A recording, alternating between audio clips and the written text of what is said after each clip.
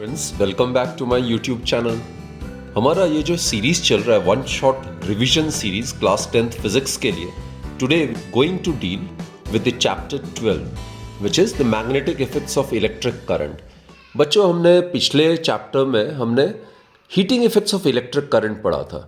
Today we are going to discuss another very important effect of current which is of great practical significance, and that effect of current is magnetic effects of electric current। तो उसके लिए सबसे पहले बच्चों magnetic field lines, ये सारी चीजें हमें पता होना जरूरी है। तो बच्चे, कोई भी space around a magnet in which the force of attraction and repulsion can be detected, that is what we call as magnetic field। और बच्चे, मैग्नेटिक फील्ड लाइंस जो होता है ये हाइपोथेटिकल या इमेजिनरी कॉन्सेप्ट है। अब किसी भी रीजन में मैग्नेटिक फील्ड है, किसी रीजन में मैग्नेटिक फील्ड जो है वो स्ट्रांग हो सकती है और किसी रीजन में मैग्नेटिक फील्ड की जो स्ट्रेंथ है वो वीक हो सकती है। तो उसको विजुलाइज करने के लिए ये मैग्नेटिक फील्ड लाइंस का कॉन्सेप्ट डेवलप किया गया है, right. So magnetic field lines, although they are imaginary, but they represent magnetic field which is real, right. तो जिस जगह पे मैग्नेटिक फील्ड लाइंस बहुत ज़्यादा क्राउडेड होता है, इसका मतलब उस रीजन में मैग्नेटिक फील्ड की स्ट्रेंथ स्ट्रॉन्गर है। और इसके विपरीत किसी रीजन में अगर मैग्नेटिक फील्ड लाइन जो है वहां पे कम क्राउडेड है, लेस क्राउडेड है, इसका मतलब उस रीजन में मैग्नेटिक फील्ड की स्ट्रेंथ जो है वो वीकर है। तो मैग्नेटिक फील्ड जो है एक स्पेस प्रॉपर्टी होता है जिसकी वजह से कोई भी बार मैग्नेट है या कोई करंट कैरिंग कंडक्टर है, उसके विसिनिटी पे, उसके सराउंडिंग में मैग्नेटिक इफेक्ट्स को हम डिटेक्ट कर सकते हैं, राइट। सबसे पहले जोहान्स क्रिश्चियन ऑयस्टर्ड, इन्होंने 1820 में ये डिटरमिन किया था कि कोई भी करंट कैरिंग कंडक्टर है तो उसके आसपास कोई अगर मैग्नेटिक कंपास नीडल रख देते हैं, then it started giving some sort of deflection. तो उन्होंने ये बताया कि किसी भी करंट कैरिंग कंडक्टर के आसपास मैग्नेटिक फील्ड एस्टैब्लिश हो जाती है, राइट। एनीवेज, वो सब हम डिस्कस करेंगे। सबसे पहले कुछ प्रॉपर्टीज हम कर लेते हैं मैग्नेटिक फील्ड लाइंस की। तो बच्चों, मैग्नेटिक फील्ड लाइंस जो होता है they are in the form of continuous closed loops. इसका मतलब इसका ना ही कोई स्टार्टिंग पॉइंट होता है ना ही कोई एंड पॉइंट होता है। जैसे कोई भी अगर हम करंट कैरिंग कंडक्टर लेते हैं लाइक दिस, मान लेते हैं करंट ऐसे जा रहा है, इस डायरेक्शन में जा रहा है, तो इसके आसपास अगर मैं कंपास नीडल अगर रख देता हूं तो वो डिफ्लेक्शन देगा। अगर उस कंपास नीडल का अगर उसका पोजीशन मैं यहां से लेके इस तरफ अगर कर देता हूं, then the compass needle will start giving deflection the opposite direction, right. तो कहने का मतलब है इसके करंट कैरिंग कंडक्टर के आसपास मैग्नेटिक फील्ड सेटअप हो जाता है, right. The direction of the magnetic field is given by right hand thumb rule. अब बच्चे, ये रूल क्या स्टेट करता है कि अगर जैसे ये करंट कैरिंग कंडक्टर है, इसको अगर मैं palm of the right hand में इस तरीके से होल्ड करता हूं ताकि थंब जो है वो करंट के डायरेक्शन को रिप्रेजेंट करता है, तो उस केस में बाकी जो फिंगर्स है जिस डायरेक्शन में कर्ल कर रही है, that will give us the direction of magnetic field. तो बच्चों, इस केस में ये करंट कैरिंग कंडक्टर है तो I will be holding the current carrying conductor like this. तो इस केस में जो रेस्ट ऑफ द फिंगर्स है वो इस तरीके से कर्ल कर रही है। So the direction of the magnetic field would be somewhat like this. तो इसलिए मैंने कहा मैग्नेटिक फील्ड लाइन जो है वो कंटिन्यूस क्लोज लूप्स के फॉर्म में होता है। तो पॉइंट पी में magnetic field will be perpendicular to the plane and the outward direction, जबकि पॉइंट क्यू में जो मैग्नेटिक फील्ड होगा वो perpendicular to the plane of the paper होगा एंड डायरेक्टेड इनवर्ड्स होगा। तो बच्चों, ये पहली प्रॉपर्टी है। फील्ड लाइंस जो होता है वो कंटिन्यूस क्लोज लूप्स के फॉर्म में होता है, और कोई भी कंटिन्यूस क्लोज लूप के फॉर्म में होता है तो इसका मतलब ना ही उसका कोई स्टार्टिंग पॉइंट होता है ना ही कोई खत्म होने वाला पॉइंट यानी कि एंड पॉइंट या टर्मिनेटिंग पॉइंट होता है, राइट। दूसरा बच्चा, मैग्नेटिक फील्ड लाइन स्ट्रेट भी हो सकता है, कर्व भी हो सकता है। अगर स्ट्रेट है, किसी रीजन में अगर मैग्नेटिक फील्ड अगर ऐसे दिया हुआ है by equidistance straight parallel lines, तो बच्चे इसका मतलब ये हुआ कि यहाँ पे मैग्नेटिक फील्ड जो है ये यूनिफॉर्म है। यूनिफॉर्म का मतलब मैग्नेटिक फील्ड की स्ट्रेंथ इस रीजन में कांस्टेंट है और डायरेक्शन भी सेम है। और बच्चों, मैग्नेटिक फील्ड लाइंस अगर ऐसे कर्व्ड है लाइक दिस, तो उस केस में किसी भी पॉइंट पे, जैसे पॉइंट ए पे आपने मैग्नेटिक फील्ड की डायरेक्शन निकालनी है तो आपने क्या करना है, इस पॉइंट पे आपने एक टेंजेंट ड्रॉ कर देना है। This will represent magnetic field. Magnetic field को हम कैपिटल लेटर बी से हम रिप्रेजेंट करते हैं, right. So magnetic field lines बच्चों स्ट्रेट भी हो सकता है और कर्व्ड भी हो सकता है। और अगर कर्व्ड है तो किसी भी पॉइंट पे the direction of magnetic field is given by drawing a tangent at that particular point, right. अब बच्चे, एक और चीज ध्यान रखना, फील्ड लाइंस जो है कभी आपस में इंटरसेक्ट नहीं करती। अब आपको ये क्वेश्चन में पूछा जा सकता है कि मैग्नेटिक फील्ड लाइंस आपस में इंटरसेक्ट क्यों नहीं करती है, रीजन क्या है, देखो जरा। ये पहला फील्ड लाइन मान लेते हैं, this is the first field line इस डायरेक्शन में, और मान लेते हैं ये दूसरा फील्ड लाइन है, this is the second field line, और ये इस पॉइंट पे सपोज इंटरसेक्ट कर रहा है, right. Suppose the two field lines are intersecting each other. Now, बच्चों, if you consider the first field line, then at point O, the magnetic field would be given by drawing a tangent over here. So this will be the direction of magnetic field. If we consider the first magnetic field line, if we consider the second magnetic field line, then at the same point, if we draw the tangent to this magnetic field line, we will get the magnetic field direction along this direction, right? So if the two magnetic field lines intersect at a point, then at the point of intersection, we are getting two different directions of magnetic field, which obviously is not feasible. एक ही point पे बच्चों magnetic field के दो अलग अलग direction नहीं हो सकती है। एक ही पॉइंट पे मैग्नेटिक फील्ड की कोई यूनिक पर्टिकुलर डायरेक्शन ही हो सकती है। इसी वजह से मैग्नेटिक फील्ड लाइंस कभी भी आपस में इंटरसेक्ट नहीं कर सकती है, राइट। फिर बच्चों, जो रिलेटिव क्लोजनेस होता है, जैसे यहां मैं डायग्राम बना रहा हूं, जैसे ये देखो, ये फील्ड लाइंस है। कुछ रीजन में मैग्नेटिक फील्ड लाइंस मान लेते हैं ज़्यादा क्राउडेड है, और कुछ रीजन में मैग्नेटिक फील्ड लाइन जो है वो लेस क्राउडेड है, लाइक दिस। सपोज ये रीजन एक्स है and this is region y. तो रीजन एक्स में फील्ड लाइंस जो है वो क्राउडेड है, बाकी रीजन वाई में magnetic field lines less crowded है। तो बच्चे, मैग्नेटिक फील्ड की जो स्ट्रेंथ है रीजन एक्स में, that is greater than the strength of the magnetic field in region y. तो जो रिलेटिव क्लोजनेस है फील्ड लाइंस के in a given region, that gives an estimate of the strength of the magnetic field in that particular region. So बच्चों, these are some of the properties associated with magnetic field lines. तो ये बहुत ही important सा topic है, आपके examination में magnetic field lines को draw करने के लिए पूछा जा सकता है, राइट। तो ये जितने भी वेरियस केसेस हैं वो हमने इसमें डिस्कस करना, मैग्नेटिक फील्ड लाइंस को कैसे हम प्लॉट कर सकते हैं।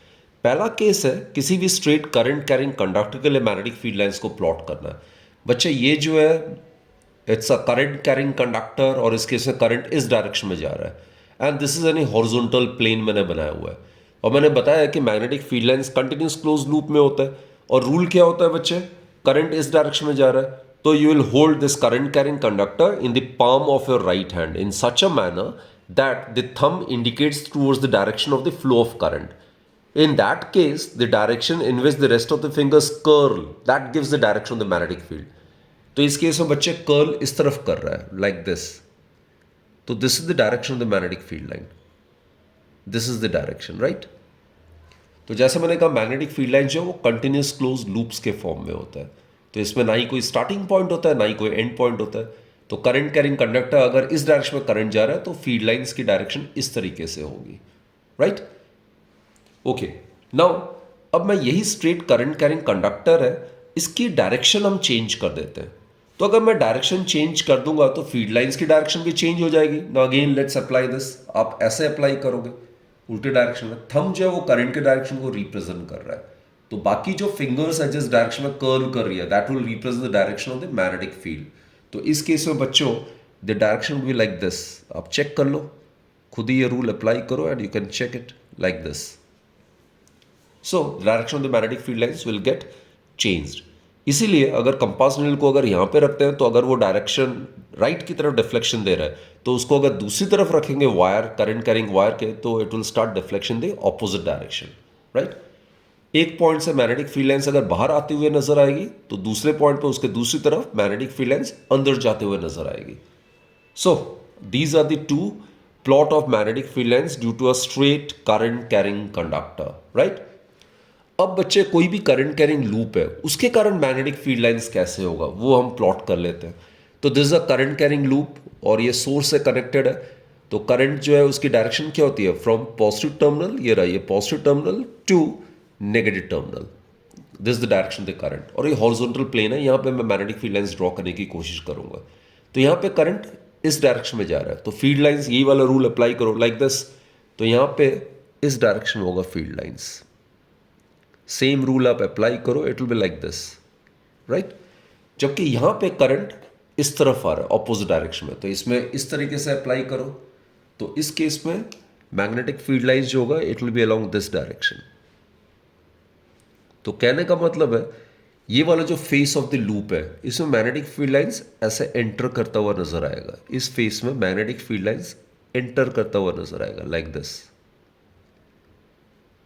तो जिस फेस में मैग्नेटिक फील्ड लाइंस एंटर करता हुआ नजर आता है that will act as a south pole. Basically bar magnet में बच्चों दो पोल्स होता है, एक साउथ पोल होता है, एक नॉर्थ पोल होता है। तो मैग्नेट के अंदर जो फील्ड की डायरेक्शन है that is from south to north, और बाहर जो होता है it is from north to south, तभी कंटिन्यूस क्लोज लूप के फॉर्म में आ सकता है। तो ये वाला जो करंट कैरिंग लूप है इसमें आप देख रहे हो कि करंट जो वो क्लॉकवाइज जा रहा है। तो suppose this the current carrying loop and in this case the current is flowing in the clockwise direction, right, this the direction of the flow of current in the clockwise. तो इसके साथ field lines क्या हो रहा है, इस face में अंदर की तरफ आ रहा है, इस फेस में एंटर कर रहा है, सारे के सारे फील्ड लाइंस इस फेस में एंटर कर रहा है। और जिस फेस में magnetic field lines appear to enter that face of the loop will behave as south pole.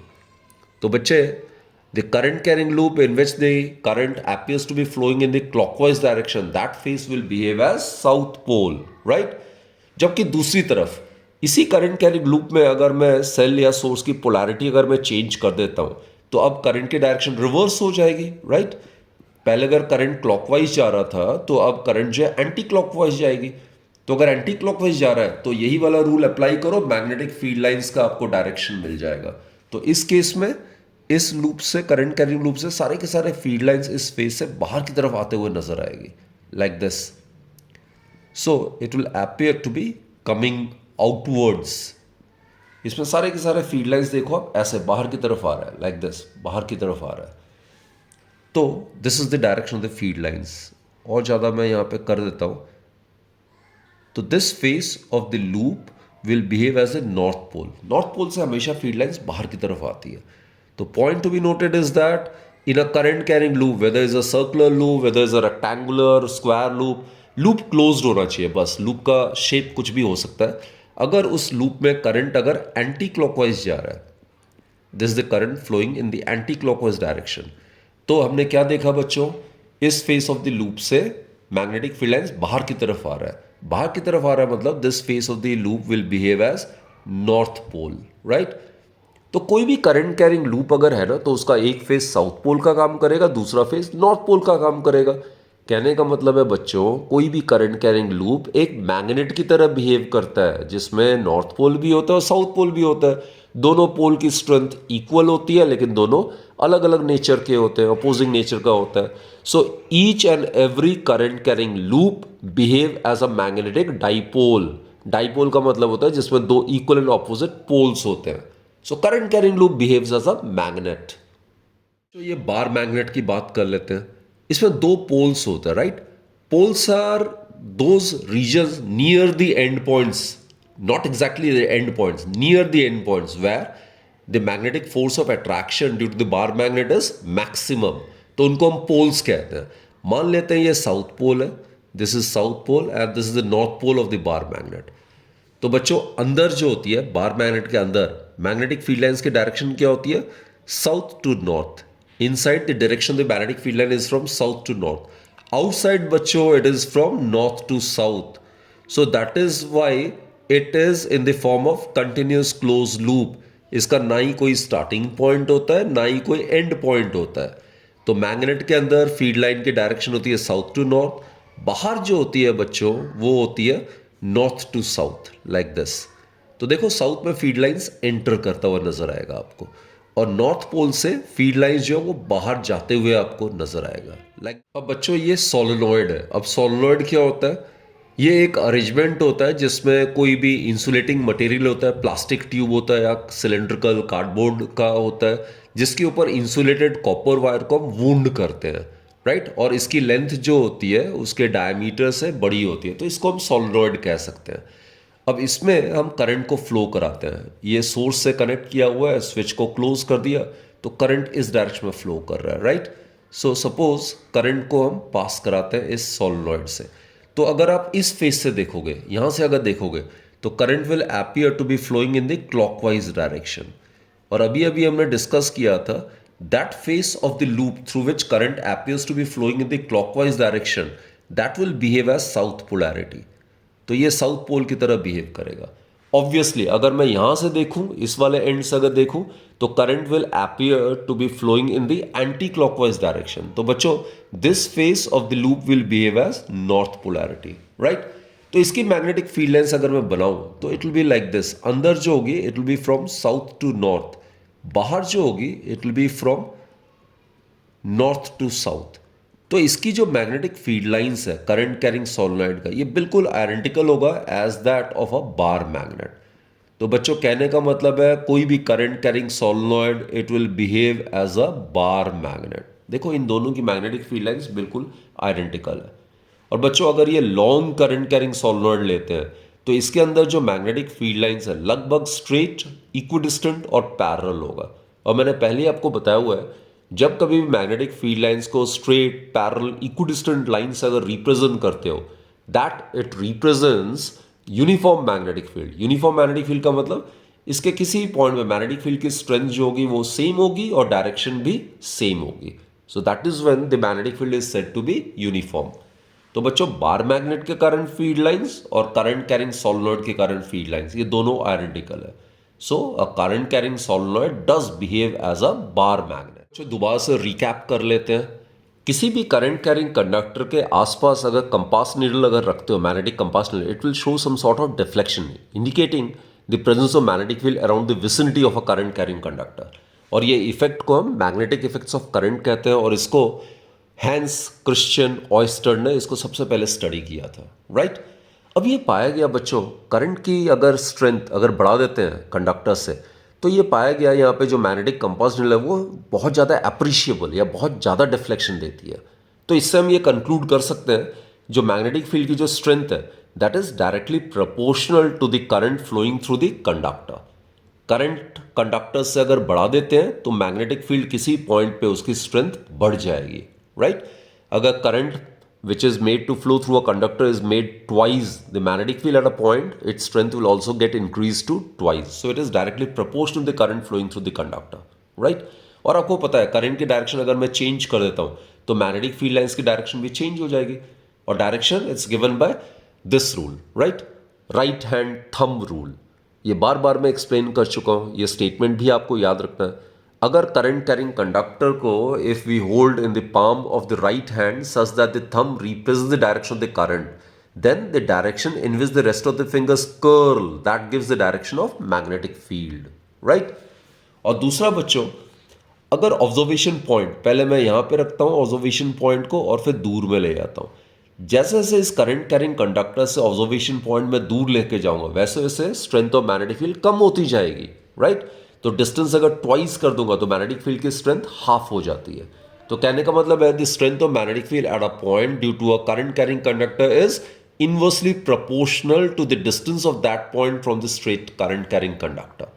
So these are the factors on which the strength of magnetic field depends in the case of a straight current carrying conductor. Straight current carrying conductor के बाद हम लेते हैं current carrying circular loop और इसके field lines already मैं आपको बना के बता चुका हूं।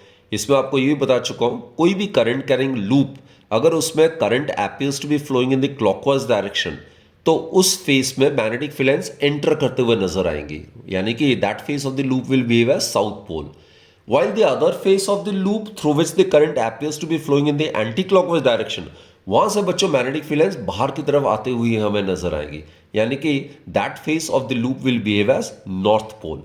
कहने का मतलब है कोई भी करंट कैरिंग लूप जो है उसका एक फेस साउथ पोल तो दूसरा फेस नॉर्थ पोल का काम करेगा, यानी कि वो एक मैग्नेट या मैग्नेटिक डाइपोल की तरह बिहेव करेगा।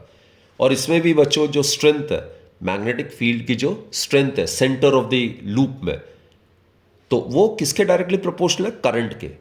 अगर इस सर्कुलर करंट कैरिंग लूप से करंट की स्ट्रेंथ अगर बढ़ा देते हो तो मैग्नेटिक फील्ड की स्ट्रेंथ भी सेंटर में बढ़ जाएगी, राइट। और inversely proportional the radius of the circular loop है। तो अगर करंट कैरिंग लूप का रेडियस अगर कम है तो उसके सेंटर मैग्नेटिक फील्ड की स्ट्रेंथ ज्यादा होगी। जैसे जैसे सर्कुलर लूप का रेडियस आप बढ़ाते जाओगे तो वो वैसे वैसे strength of the magnetic field centre will decrease. ये वही चीज आ गई कि ऑब्जर्वेशन पॉइंट का डिस्टेंस जितना करंट कैरिंग कंडक्टर से कम होगा उसके से मैग्नेटिक फील्ड की स्ट्रेंथ ज्यादा होगी एंड वाइसी वर्सा, राइट। और तीसरा बच्चों अगर ये सर्कुलर लूप में कई सारे आइडेंटिकल टर्न्स है तो एक टर्न के लिए मैग्नेटिक फील्ड की डायरेक्शन जो होगी और स्ट्रेंथ जितनी होगी, दूसरे टर्न के लिए भी ऑब्वियसली करंट सेम डायरेक्शन होगा, तो दूसरे टर्न के लिए मैग्नेटिक फील्ड की डायरेक्शन सेंटर में उसी डायरेक्शन में होगी और स्ट्रेंथ भी वही होगी, तो वो एड अप होता जाता है। तो in case a loop consist of n identical turns, then in those n turns the current will be flowing in the same direction. तो वो हर एक लूप के कारण जो मैग्नेटिक फील्ड होगा सेंटर में वो एड अप होता जाएगा, राइट। तो उस केस में क्या होगा, magnetic field would be directly proportional to the number of turns of the circular wire. अगर किसी लूप में 10 नंबर ऑफ टर्न्स है तो net magnetic field at the centre would be equal to 10 times the magnetic field at the centre due to a single turn circular loop. Current carrying solenoid की बात आती है, ये भी diagram already हम discuss कर चुके हैं। इसमें मैंने बताया था the end of the solenoid through which current appears to be flowing in the clockwise direction, that end will behave as south pole, while the other end of the current carrying solenoid through which current appears to be flowing in the anti-clockwise direction, that will behave as north pole। तो बच्चों current carrying solenoid एक magnet की तरह behave करेगा, ये south या north. और magnetic field lines अगर हम ड्रॉ करते हैं, मैंने बताया हुआ है मैग्नेट के अंदर या करंट कैरिंग सोलेनॉइड के अंदर मैग्नेटिक फील्ड लाइंस की डायरेक्शन क्या होती है, अंदर south to north and outside the magnet it is from north to south. So it is in the form of continuous close loops, right, neither having any emanating point nor having any terminating point। तो बच्चे solenoid जो होता है coil होता है काफी सारे turns का, इंसुलेटेड कंडक्टिंग वायर का, और क्लोजली वूंड होता है in the shape of a helical tight spring. और बच्चों अगर ये सोलेनॉइड अगर इसकी लेंथ अगर ज़्यादा है तो उस केस में इसके अंदर आप मैग्नेटिक फील्ड लाइंस देख रहे हो, ये स्ट्रेट है और पैरेलल है। So straight parallel equidistant field lines वो क्या रिप्रेजेंट करता है, यूनिफॉर्म मैग्नेटिक फील्ड को, राइट। और बाहर देखो मैग्नेटिक फील्ड कर्व्ड है, तो किसी भी डायरेक्शन में, जैसे इस पॉइंट पे हमें मैग्नेटिक फील्ड की डायरेक्शन चाहिए तो हम क्या करेंगे, इस डायरेक्शन में हमने टेंजेंट ड्रॉ करना है, this will be the direction of magnetic field. ये भी हम ऑलरेडी डिस्कस कर चुके हैं। अगर मैग्नेटिक फील्ड लाइन कर्व्ड है तो किसी पॉइंट पे मैग्नेटिक फील्ड की direction is given by drawing a tangent at that particular point, right. और एक चीज बच्चों, जहां पे क्राउडेड है मैग्नेटिक फील्ड लाइंस वहां पे मैग्नेटिक फील्ड की स्ट्रेंथ ज्यादा होगी, राइट। तो पोल्स के पास वाले रीजन में देखो यहाँ पे मैग्नेटिक फील्ड लाइंस काफी सारे क्राउडेड है, both near the south pole and north pole. तो यहाँ ये जो रीजन है यहाँ पे मैग्नेटिक फील्ड की स्ट्रेंथ स्ट्रॉन्गर है। तो जो रिलेटिव क्लोजनेस होता है फील्ड लाइंस का, that gives an estimate of the strength of the magnetic field in that particular region. जो नेक्स्ट टॉपिक जो है वो है force on a current carrying conductor placed in a magnetic field. Suppose ये कोई current carrying conductor है और इसमें करंट जा रहा है सपोज ए से लेके बी तक, from left to right current I is flowing through this conductor and it is placed in a perpendicular magnetic field. ये आपको पहले ही बताया बी जो वो मैग्नेटिक फील्ड को रिप्रेजेंट करता है, और ये करंट कैरिंग कंडक्टर इस मैग्नेटिक फील्ड के परपेंडिकुलर प्लेस्ड है, राइट। और ये भी मान लेते हैं इस करंट कैरिंग कंडक्टर का लेंथ जो है वो सपोज एल है।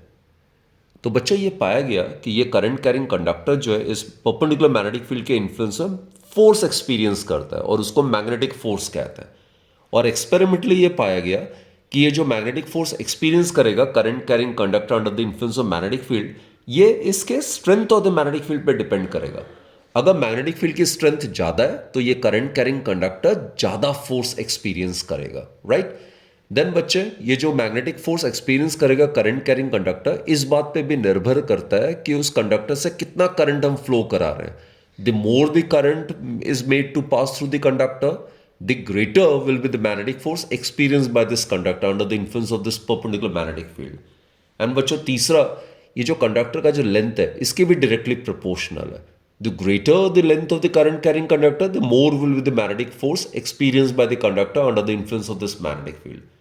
तो बच्चों F B पे भी डिपेंड करता है, I पे भी करता है, L पे भी करता है। इन तीनों को अगर हम कंबाइन कर देंगे we will get F is proportional to BIL। Now in order to eliminate this proportional sign we need to introduce some constant। हम बच्चे अगर फोर्स को न्यूटन में मेजर करते हैं, मैग्नेटिक फील्ड को टेस्ला में, करंट को एम्पेयर में, लेंथ को मीटर में, तो SI में K का वैल्यू 1 पाया गया। तो आपने फॉर्मूला ये याद रखना है F इक्वल्स टू BIL। तो बच्चों ये फॉर्मूला किसका है, मैग्नेटिक फोर्स का, जो कि कोई भी करंट कैरिंग कंडक्टर एक्सपीरियंस करेगा जब हम उसको मैग्नेटिक फील्ड के परपेंडिकुलर डायरेक्शन में प्लेस करते हैं। तो फोर्स का फॉर्मूला आता है BIL, राइट।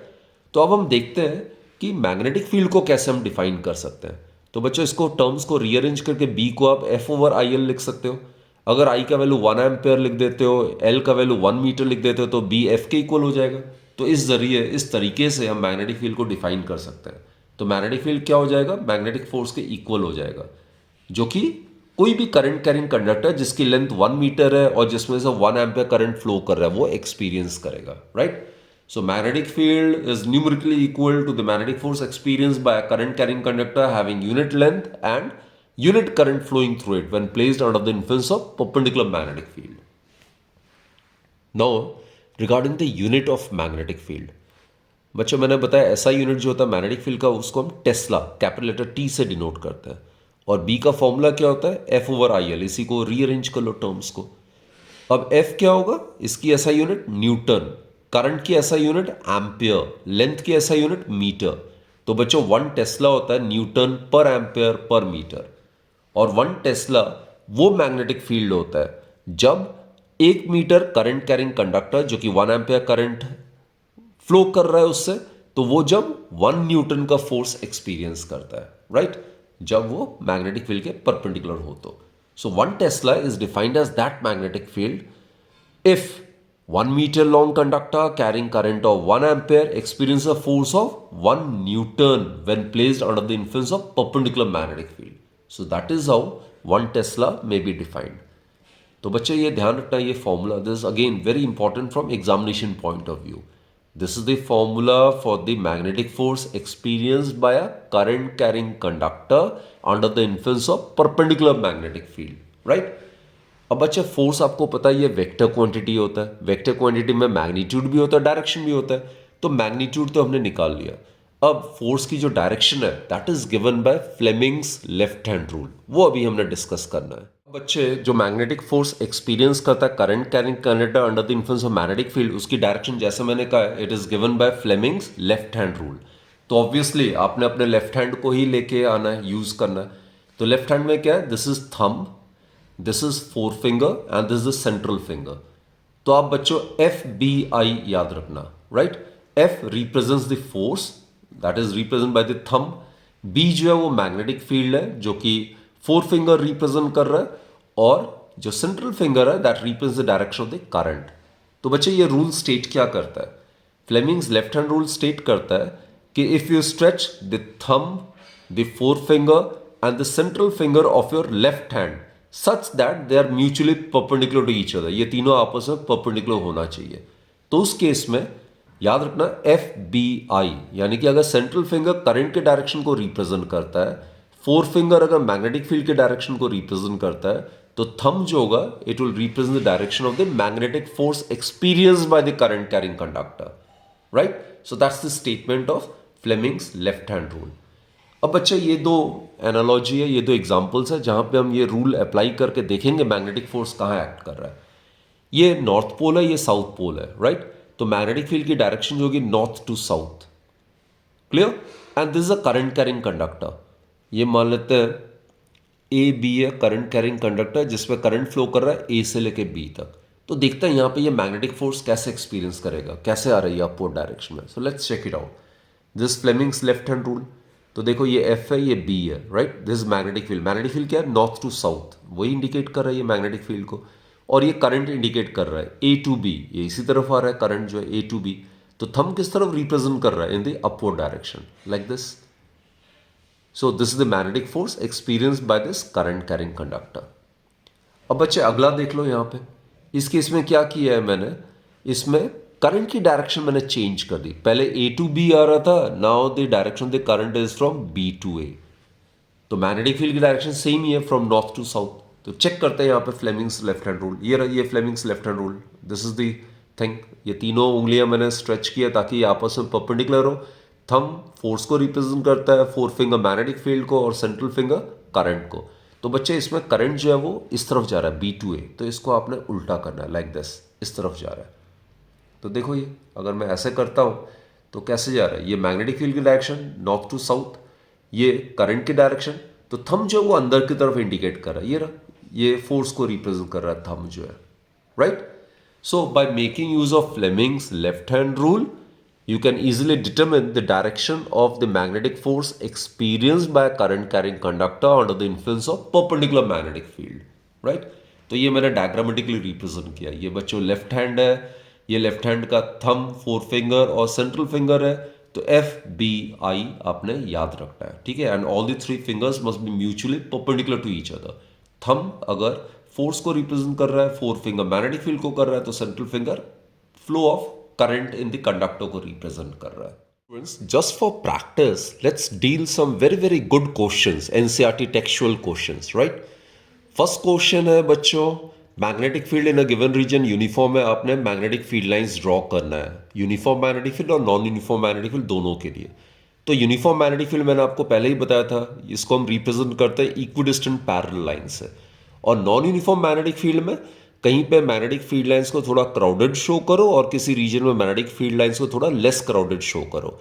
तो जहां पे ज्यादा क्राउडेड है वहां पे मैग्नेटिक फील्ड की स्ट्रेंथ स्ट्रॉन्गर है, और जहां पे लेस क्राउडेड है फील्ड लाइंस वहां पे मैग्नेटिक फील्ड की स्ट्रेंथ थोड़ी सी वीक है, राइट। तो ये रिप्रेजेंट करता है यूनिफॉर्म मैग्नेटिक फील्ड को, और ये वाला डायग्राम रिप्रेजेंट करता है नॉन यूनिफॉर्म मैग्नेटिक फील्ड को।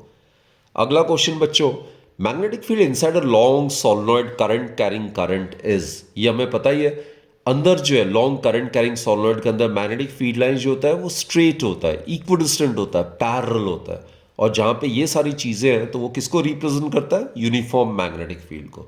यूनिफॉर्म मैग्नेटिक फील्ड का मतलब इसके अंदर यहां पे मैग्नेटिक फील्ड की स्ट्रेंथ किसी पॉइंट पे कांस्टेंट है, उसकी डायरेक्शन सेम है। So that is when the magnetic field is said to be constant और यूनिफॉर्म।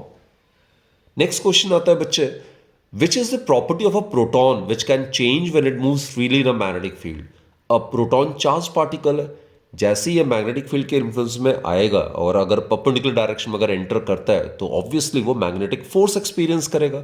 और बच्चे फोर्स जो होता है वो किसके इक्वल होता है, time rate change in the momentum. This is as per Newton second law, right. और time rate change in momentum में डिपेंड होने की वजह से फोर्स किस पे डिपेंड करेगा, मास और वेलोसिटी पे।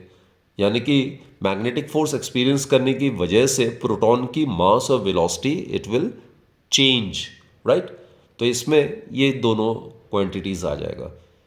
तो प्रोटॉन की वेलोसिटी भी चेंज होगी और वेलोसिटी चेंज होने की वजह से मोमेंटम भी चेंज होगा। बच्चों ये दोनों क्वेश्चंस बहुत ही अच्छे हैं, they are based on Fleming's left hand rule basically.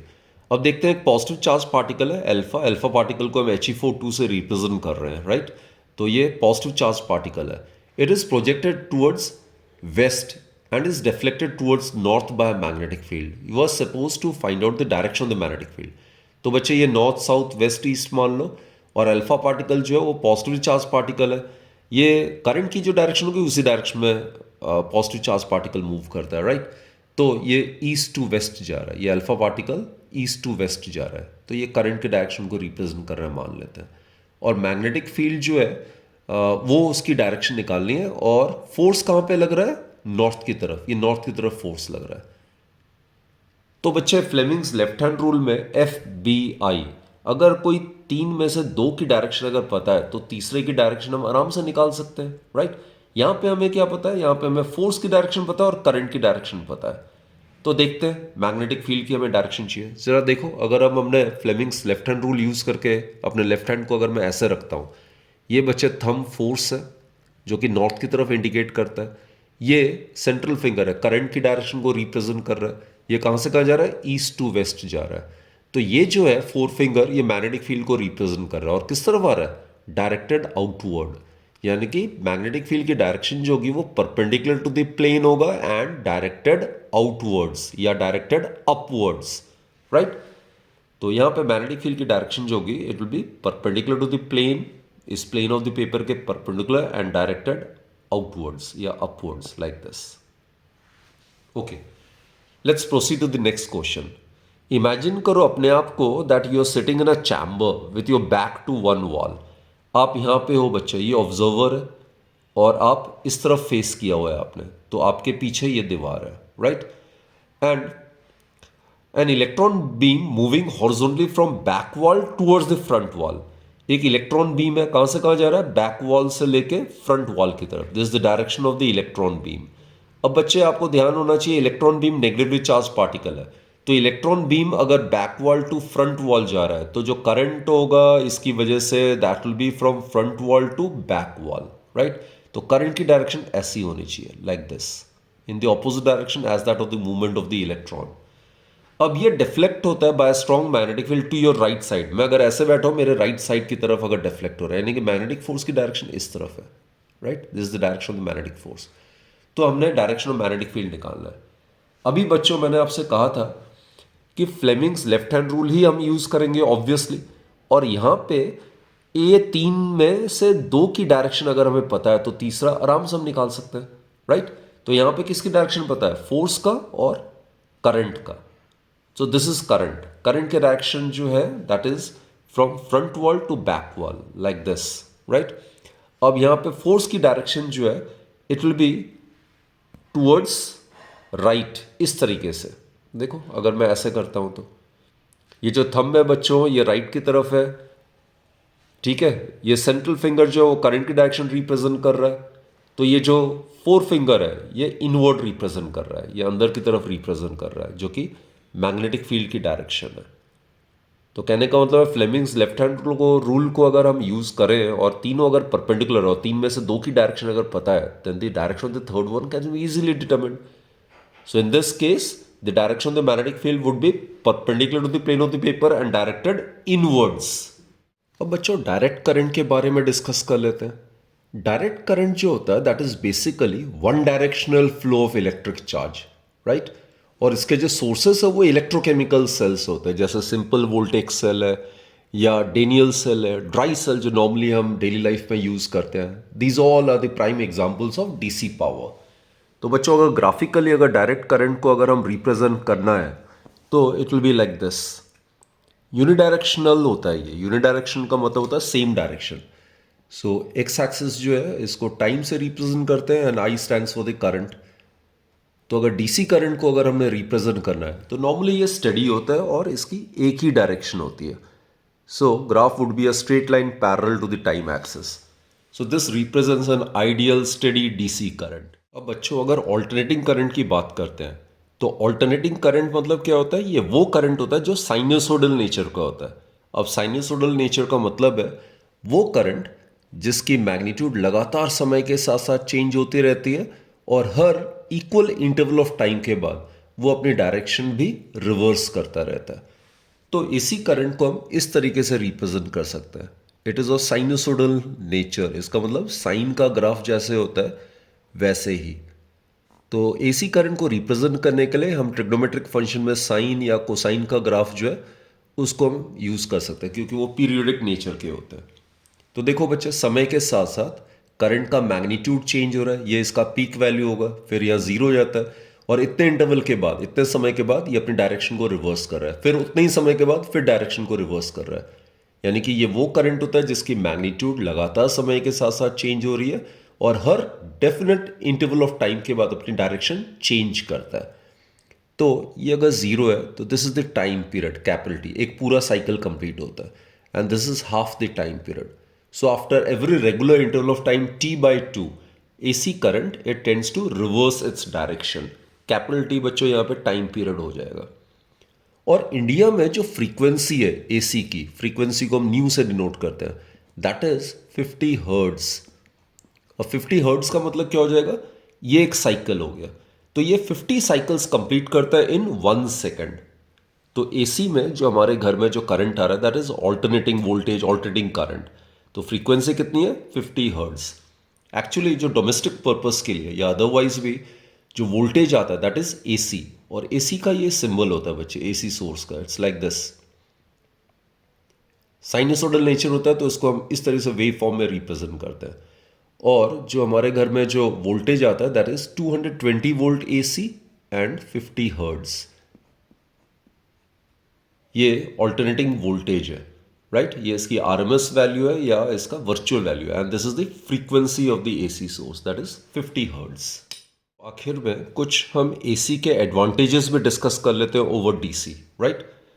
अब बच्चों घर में एसी ही क्यों आता है या डोमेस्टिक या इंडस्ट्री में एसी करंट ही हम क्यों यूज़ करते हैं? सबसे बड़ा कारण ये होता है AC generation is much more cheaper and economical as compare to that of DC. दूसरा बच्चे एसी जो है, एसी वोल्टेज को हम आराम से स्टेप अप कर सकते हैं। स्टेप अप करने का मतलब है अगर कम एसी वोल्टेज है तो उसको हम ज़्यादा एसी वोल्टेज में कन्वर्ट कर सकते हैं या स्टेप डाउन भी कर सकते हैं। ज़्यादा एसी वोल्टेज को हम कम एसी वोल्टेज में भी कर सकते हैं by using step up and step down transformers, right. जैसे जब इलेक्ट्रिसिटी जनरेट होता है तो जब हम उसको थ्रू लॉन्ग डिस्टेंस ट्रांसमिशन करते हैं तो वोल्टेज को बढ़ा के फिर एनर्जी ट्रांसमिशन किया जाता है, तो वहाँ पे हम स्टेप अप ट्रांसफॉर्मर यूज़ करते हैं। घर के आसपास जो ट्रांसफॉर्मर लगे होते हैं वो स्टेप डाउन होता है, क्योंकि वो वोल्टेज को कम करके 220 करके फिर हमारे घर भेजता है।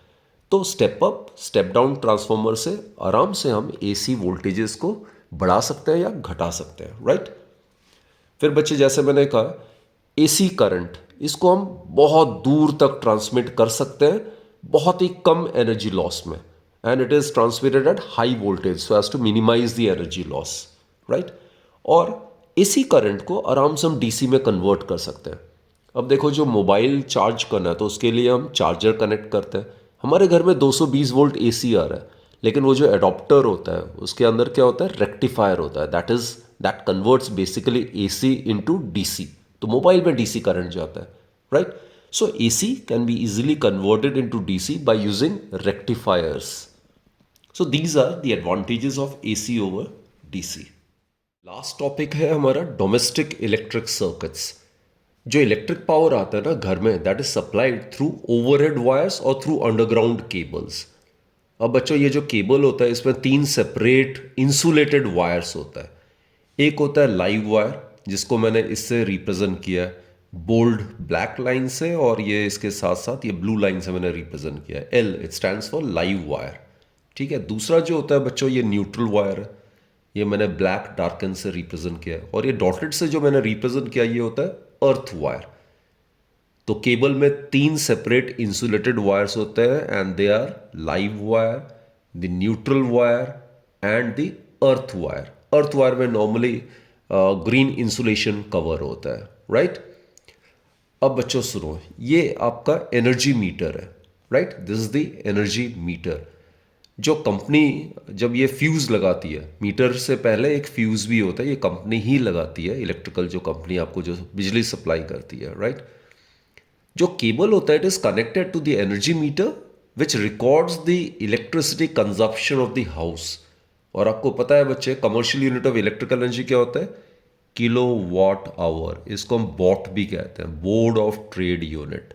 सो इस यूनिट में ये कितना इलेक्ट्रिकल, ये हाउस होल्ड कितना इलेक्ट्रिकल एनर्जी कंज्यूम कर रहा है उसको ये मेजर करता है, और इसी के हिसाब से इलेक्ट्रिसिटी बिल आता है, राइट। और ये बच्चे एक फ्यूज है। Before the electric lines enter a house, जो एजेंसी जो इलेक्ट्रिसिटी सप्लाई करता है इट प्लेसेस अ फ्यूज, इसको हम पोल फ्यूज कहते हैं। It is known as a pole fuse basically. और हमेशा फ्यूज जो है वो लाइव वायर में ही कनेक्टेड होता है ऑलवेज। जो current rating of this fuse it depends upon the load sanctioned by the agency to that house. अगर ये डोमेस्टिक पर्पस के लिए तो इस केस में जो भी होगा, I mean 2 kilo watt hour या 4 किलो वाट आवर, जैसे भी इसने डिमांड की होगी एजेंसी से, उसी हिसाब से ये फ्यूज की रेटिंग होती है, राइट। और एक चीज जो मैंने कहा है, फ्यूज हमेशा लाइव वायर में ही कनेक्टेड होता है। ये मीटर के बाद बच्चे ये एक मेन फ्यूज है, राइट। ये live wire coming out from the output terminals of kilowatt hour meter has another fuse which we call as the main fuse. तो ये वाला मेन फ्यूज है, ये लाइव वायर्स में ही कनेक्टेड होता है। फ्यूज आपको पता है एज अ सेफ्टी डिवाइस काम करता है। अगर ओवरलोडिंग या शॉर्ट सर्किटिंग की वजह से बहुत ज़्यादा अगर करंट अचानक से फ्लो करने लग जाता है तो it can act as a circuit breaker. इसमें एक फ्यूज वायर होता है जिसकी लो मेल्टिंग पॉइंट होती है, और अगर ज़्यादा करंट जाएगा तो क्या होगा, जूल हीटिंग इफेक्ट से बहुत ज़्यादा हीट प्रोड्यूस होगा तो वो वायर मेल्ट करके सर्किट ब्रेक कर देगा। तो यहीं पे सर्किट ब्रेक हो जाएगा तो आगे वो एक्सेस करंट जाएगा ही नहीं। तो यहाँ पे जो भी इलेक्ट्रिकल अप्लायंसेस हैं they will be saved from getting damage due to the excessive flow of current. तो बच्चे ये मेन फ्यूज जो है ये सेफ्टी पर्पस का काम करता है, राइट। फिर बच्चे this is the main switch, right. Beyond the main fuse the live and the neutral wires are connected to the main switch. ये है आपका लाइव वायर और ये न्यूट्रल है, राइट। एंड ये अर्थ वायर मैंने बताया था, दिस इज ग्राउंडेड, ये अर्थिंग का सिंबल होता है, this is symbol for earthing. Earthing basically क्या होता है, कभी भी अगर ये लो रेजिस्टिव पाथ ऑफर करता है तो कोई भी हाई अप्लायंस, हाई रेटिंग वाले अप्लायंसेस में अगर इलेक्ट्रिक करंट लीकेज हो रहा है तो वो सेफली इस पाथ को फॉलो करके वो चले जाएगा विदाउट कॉजिंग एनी डैमेज और without providing any electric shock to a person, right. ये बच्चों मेन स्विच होता है, राइट, और इसमें अगेन लाइव वायर जाता है और ये न्यूट्रल वायर है। ये डिस्ट्रीब्यूशन बोर्ड है। घर के अंदर जो पावर लाइंस है coming from the main switch are taken to the distribution board and it is from this distribution board that the wires go to different parts of the house. ये अलग अलग electrical appliances में ये live wire जा सकता है, right, अलग अलग इलेक्ट्रिकल अप्लायंसेस में। और सारे जो इलेक्ट्रिकल अप्लायंसेस होते हैं घर में वो सारे पैरेलल में कनेक्टेड होते हैं क्योंकि हमें सेम वोल्टेज ही चाहिए होता है, 220 वोल्ट ही चाहिए होता है सभी को। और बाई चांस अगर शॉर्ट सर्किटिंग से या ओवरलोडिंग से कोई एक अप्लायंस खराब हो भी जाता है देन ऑल्सो दूसरे जो इलेक्ट्रिकल अप्लायंसेस है पैरेलल में कनेक्ट होने से दूसरे जो electrical appliances they will keep functioning normally, right. और ये बच्चे वायरिंग होता है। This is the live wire. एक लाइव वायर का मैंने एग्जांपल लिया हुआ है। ये देखो, ये जो है पावर प्लग है। दो तरीके का सप्लाई होता है, एक तो 15 एम्पियर रेटिंग वाला जो पावर प्लग होता है 15 एम्पियर रेटिंग वाला होता है। जो लाइट, फैन, ये सब जो होता है ये 5 एम्पियर रेटिंग वाले होते हैं, राइट। तो नॉर्मली जो हायर करंट रेटिंग वाले होते हैं या हायर पावर प्लग रेटिंग वाले होते हैं, जैसे गीज़र हो गया, एसी हो गया, राइट, इलेक्ट्रिक आयरन हो गया, तो उसमें 3 पिन पॉइंट प्लग यूज़ करते हैं। उसको अर्थिंग करना ज़रूरी होता है। तो देखो ये जो है ये अर्थिंग के साथ कनेक्टेड है। ये एक बच्चे ये न्यूट्रल वायर के साथ कनेक्टेड है और एक लाइव वायर के साथ कनेक्टेड है।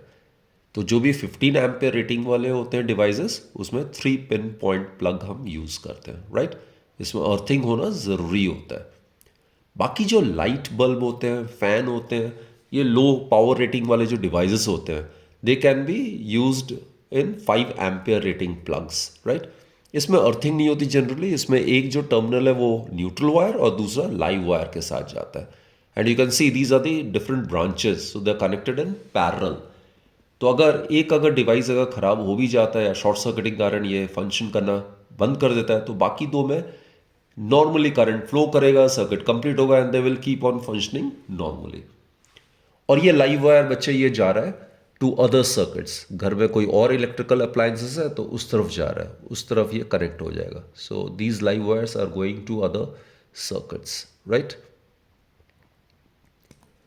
और ये बहुत ज़्यादा और अप्लायंसेस के लिए पूरे घर की अर्थिंग होती है मेन से।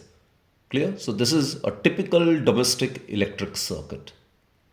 नॉर्मली बच्चे हम ये कलर कोडिंग हम यूज़ करते हैं। लाइव वायर में रेड इंसुलेशन कवर होता है, न्यूट्रल वायर में ब्लैक होता है और अर्थ वायर के लिए ग्रीन होता है।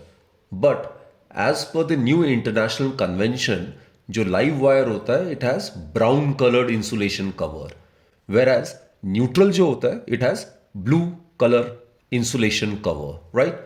वाइल जो अर्थ वायर होता है that has green insulation covers. Clear? So this is the new colour coding. Earth wire जैसे मैंने कहा बच्चों it has insulation of green colour. और ये यूजुअली क्या होता है, it is connected to a metal plate which is dug deep in the earth, right. और इसको एज अ सेफ्टी मेजर हम यूज करते हैं।